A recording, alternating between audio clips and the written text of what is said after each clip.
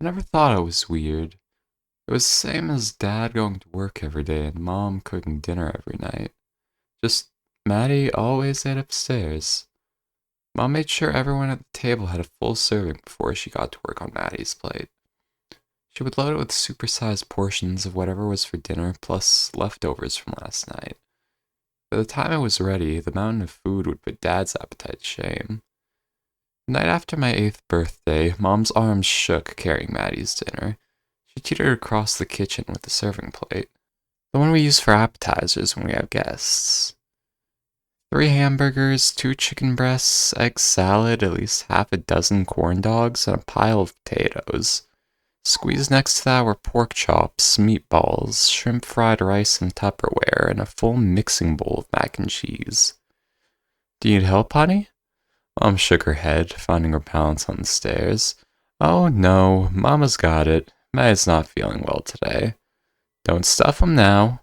I turned to Dad. Frankly, I was in a bad mood. Matty hadn't wished me a happy birthday yet. In fact, he hadn't come out of his room all day yesterday. He was 2 years older than me, and our sibling rivalry was deep. Why does Matty need that much food? What if I'm still hungry? Why doesn't he just come down and eat it here? He's a growing boy, you know. Puberty's hitting him. That's a time when every kid undergoes remarkable changes. You'll see. He ignored my other questions, so I asked again. Dad put his fork down.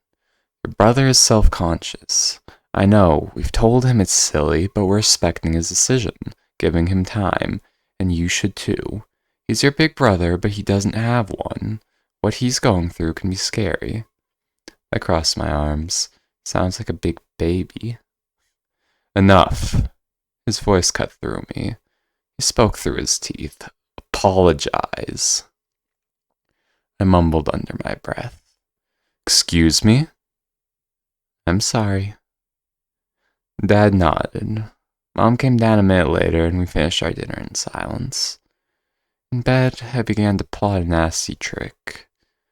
The next day, after the bus dropped me off, Mom told me she was going for groceries and to stay in the house in case Matty needed anything. I went up to his room and knocked on the door. Matty? There was no response. Some of my friends from school are coming over today. Do you want to play with us? Again, nothing. I made a face and started down the steps. He wasn't making this easy. Halfway down the stairs, there was a sound from behind his door. Matty? Something dragged a short distance before stopping. I held my breath, straining to hear more. A few seconds passed before I hopped the rest of the way down, confused but eager for my friends to arrive. Mom was in the kitchen preparing dinner when Hunter and Cody got dropped off. They popped out of an SUV Hunter's mom drove and waved, running towards the house. We played for a little in the yard while I explained my plan. Cody looked like he couldn't wait. That doesn't sound nice, Hunter mumbled. Matty's never nice to me. Remember my birthday party? He didn't even go on the bouncy house. Cody piped up. Yeah, we're not gonna hurt him, Hunter. A few more minutes was all it took to convince him. Then dinner was ready. Mom tiptoed around the table, dispensing slices of brisket and spoonfuls of pasta with gravy and Italian bread. Cody and Hunter dug in immediately, in a few seconds vaporizing half their plate. I made sure to eat fast too, but kept an eye on Mom. She always put a lot of care into Matty's plate. After she was finished, up she went. When she returned to the kitchen, there was nothing on our plates. Wow, you boys are hungry. Not anymore, I said, patting my stomach. Careful, Dad laughed. If you eat like that, you'll get sick. Humph. Crossed my arms and scooted off my chair. Come on, guys, let's play in my room. Alright, just don't bother Matty while he's eating. We had our smiles. We made sure our footsteps could be heard from downstairs, walking into my room and loudly closed the door. Then, tiptoeing, we crept. Out of my room, down the hallway, until we were in front of Matty's door. I'm still hungry, Cody giggled through his hands. Shh! I knocked quietly. Hello? Matty? Silence. Can I come in? Hunter began pointing insistently back towards my room. I waved him off. Matty, it's me. My friends left. 10 seconds stretched by. Cody looked disappointed. Something hot began to well up in my chest. It wasn't anger, maybe jealousy? I put my hand on the doorknob. I got A's in all my classes, and Mom and Dad would pat me on the head before mentioning how Matty used to get A+. Every day at school, the teachers always asked, "How's Matty doing?" I was the one who loved our dog, Archie. The one we had to give away because he never stopped barking at Matty's door. He doesn't play sports, he doesn't have any friends, he doesn't even go to school. He never comes out of his room. He was a good-for-nothing older brother. No, it was hate. I hated Matty. I pushed the door open. Immediately a vile smell hit our nose, causing Hunter to gag. The curtains were drawn tighter on the windows, casting a gloom over the mess inside. Broken toys, shredded notebooks, overturned chairs, and even some broken glass. A cooking program for children played on a small TV, its volume just loud enough to hear over a rickety desk fan. Who's ready to welcome our guest for this episode? The fan could only do so much, though. Remains of food stained everything in the room.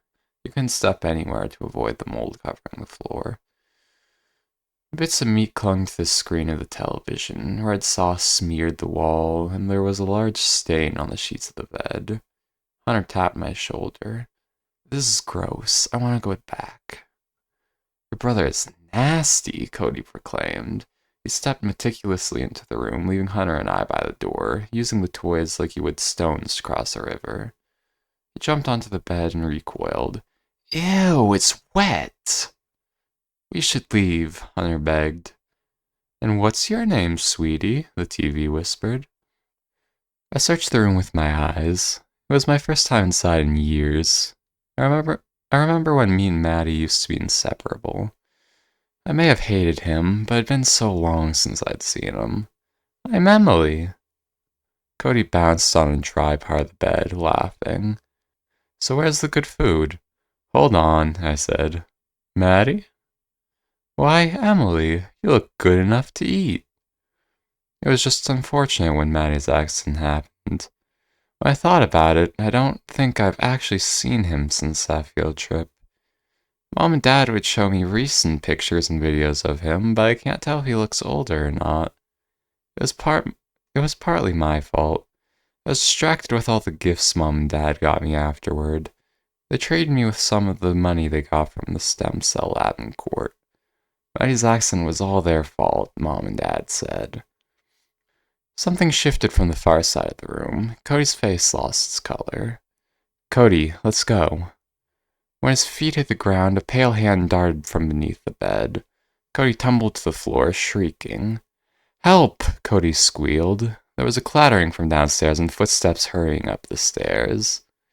Hunter ran out of the room wailing. I was glued in place by a morbid fixation. The hand that was clamped tightly around Cody's ankle. Was that Matty's? That thing, impossibly tall, clambering out from underneath the bed. That couldn't be my 10-year-old brother, right? Felt my dad's arms scoop me up and rush me into the hall. Before he shut the door, I could see Mom with her arms raised in front of a monster. It was holding Cody upside down, its swollen belly dragged along the floor as if it swallowed a boulder. I blacked out.